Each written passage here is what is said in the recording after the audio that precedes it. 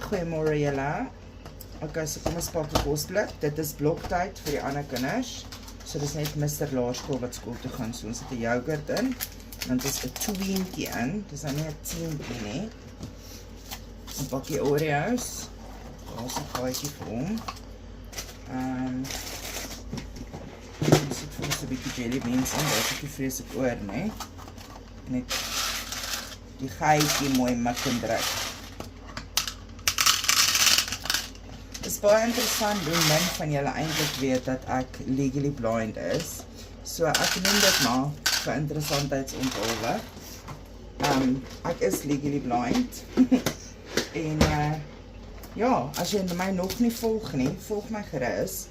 My platform gaan basies oor om vir mense te wys dat om legally blind te wees beteken nie dat jy incapable is nie. You can still do it, girl. You can still do it.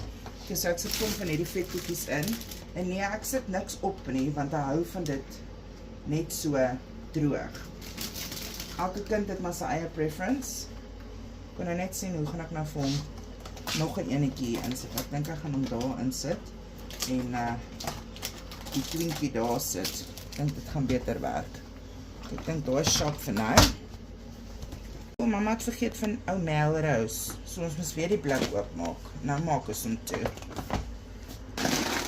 Kosblikkie in ons sakkie. Dan het ons 'n watertjie, 'n appel en 'n pakkie chippies. En dis hy, dit is ons kosblikkie vir vandag. Ek hoop julle almal het 'n wonderlike dag.